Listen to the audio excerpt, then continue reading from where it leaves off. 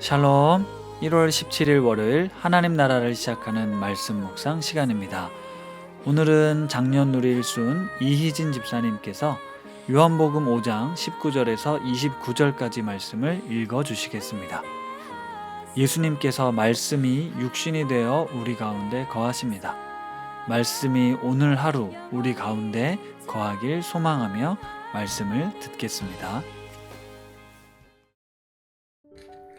그러므로 예수께서 그들에게 이르시되 내가 진실로 진실로 너희에게 이르노니 아들이 아버지께서 하시는 일을 보지 않고는 아무것도 스스로 할 수 없나니 아버지께서 행하시는 그것을 아들도 그와 같이 행하느니라. 아버지께서 아들을 사랑하사 자기가 행하시는 것을 다 아들에게 보이시고 또 그보다 더 큰 일을 보이사 너희로 놀랍게 여기게 하시리라. 아버지께서 죽은 자들을 일으켜 살리심 같이 아들도 자기가 원하는 자들을 살리느니라. 아버지께서 아무도 심판하지 아니하시고 심판을 다 아들에게 맡기셨으니 이는 모든 사람으로 아버지를 공경하는 것 같이 아들을 공경하게 하려 하심이라.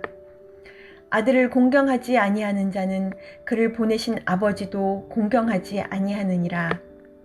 내가 진실로 진실로 너희에게 이르노니 내 말을 듣고 또 나 보내신 이를 믿는 자는 영생을 얻었고 심판에 이르지 아니하나니 사망에서 생명으로 옮겼느니라. 진실로 진실로 너희에게 이르노니 죽은 자들이 하나님의 아들의 음성을 들을 때가 오나니 곧 이때라. 듣는 자는 살아나리라. 아버지께서 자기 속에 생명이 있음 같이 아들에게도 생명을 주어 그 속에 있게 하셨고 또 인자됨으로 말미암아 심판하는 권한을 주셨느니라. 이를 놀랍게 여기지 말라. 무덤 속에 있는 자가 다 그의 음성을 들을 때가 오나니 선한 일을 행한 자는 생명의 부활로 악한 일을 행한 자는 심판의 부활로 나오리라. 아멘. 분립 첫 해, 우리는 주일마다 요한복음의 말씀을 들었습니다. 그런데 이 요한복음에는 영생이라는 단어가 19번이나 나올 만큼 영생이라는 단어에 관심이 많습니다. 그리고 영생의 의미가 단순히 시간이 영원하다라는 것이 아니라고 말씀을 드렸습니다. 요한복음 17장 3절은 영생을 이렇게 정의합니다. 영생은 곧 유일하신 참 하나님과 그가 보내신 자 예수 그리스도를 아는 것이니이다.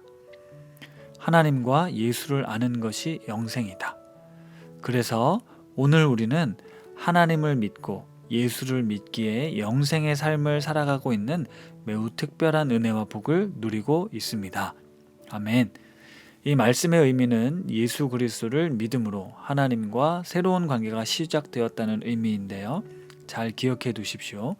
오늘 본문 마지막 구절에 선한 일을 행한 자는 생명의 부활로, 악한 일을 행한 자는 심판의 부활로 나올 것이라는 말씀의 의미가 마지막 때 도덕적인 어떤 윤리적인 관점에서 선악을 심판한다라는 뜻이라기보다는 선한 일은 예수를 믿는 것, 악한 일은 하나님을 거부하는 것이라고 생각할 때 예수를 믿는 것이 영생을 얻는 길이 되는 것입니다. 인간은 육체적인 죽음이 있지만 영적인 죽음이 있습니다. 영적인 죽음이란 하나님과의 관계가 단절되는 것입니다. 그러나 예수님을 통해 우리는 하나님과 영적인 단절에서 그 관계가 회복되었고 그 관계 덕분에 그 예수 그리스도 덕분에 우리는 영생을 누릴 수 있게 되는 것입니다. 이런 관점으로 25절 말씀을 보면 진실로 진실로 너희에게 이르노니 죽은 자들이 하나님의 아들의 음성을 들을 때가 오나니 곧 이때라. 듣는 자는 살아나리라. 이 말씀을 어떤 마지막 종말의 때 아니면 심판의 때 일어날 일이라고 해석할 수도 있지만 오늘 지금 하나님을 알지 못하는 자들, 그래서 영적으로 죽어 있는 자들에게 예수 그리스도의 음성을 들으면 오늘 구원이 이루어질 것이라는 말씀이기도 합니다. 삭개오에게 하셨던 말씀, 오늘 내 집에 구원이 임할 것이라는 말씀과 같은 의미죠. 우리 인생은 보통 과정보다 결과를 더 중요하게 생각할 때가 많습니다. 예를 들어 우리 학생들은 대학 입시를 위해 열심히 공부하죠. 마지막 순간 최고의 성적을 내어 내가 원하는 그리고 바라는 학교에 입학하는 것을 목표로 삼아 열심히 노력합니다. 참고 희생하고 땀 흘리고 애써서 눈물을 참아내며 열심히 공부해서 결과를 냅니다. 그런데 그 결과가 만족스럽지 못하면 마치 실패한 것처럼 되어버리죠. 지난 수년간의 땀과 노력이 물거품 되기 때문입니다. 그러나 그런 인생 너무나도 고달프고 긴장되고 불안하기만 합니다. 그 노력의 과정 자체로, 그 땀 흘림의 과정 자체로 칭찬받고 그에 따른 정당한 대가를 누릴 수 있다면 얼마나 좋을까요? 신앙의 삶도 마찬가지입니다. 우리는 그때와 시를 알 수 없고 마지막이 언제일지도 모릅니다. 그래서 우리는 오늘을 살아야 합니다.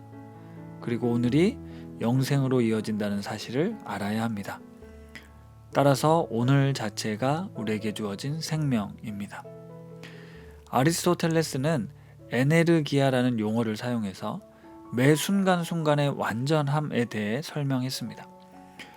우리가 잘 아는 시간의 개념 중에 크로노스와 카이로스가 있는데요. 의미 없이 흘러가는 크로노스의 시간이 아니라 예수 그리스도와 함께 우리는 카이로스의 시간을 살 수 있게 된 것입니다.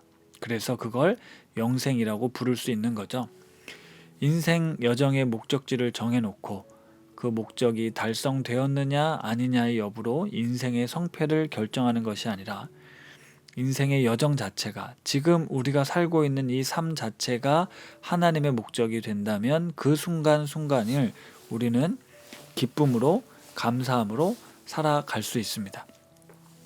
시간과 공간을 초월하여 우리에게 찾아오신 예수 그리스도, 그리고 하나님을 아는 순간 우리는 영생의 기쁨을 맛보며 살게 되는 것입니다. 사랑하는 우신 가족 여러분, 어제 주일 말씀에 나왔던 사도 바울의 간절한 기도처럼 우리에게 지혜와 계시의 영을 주셔서 하나님을 알게 되기를, 그리고 우리 마음의 눈을 밝혀주시길, 이 놀라운 은혜와 축복을 깨닫게 되기를 간절히 기도합니다. 말씀을 생각하며 기도하겠습니다. 하나님 아버지, 예수 그리스도를 통해 우리는 영생을 얻게 되었습니다.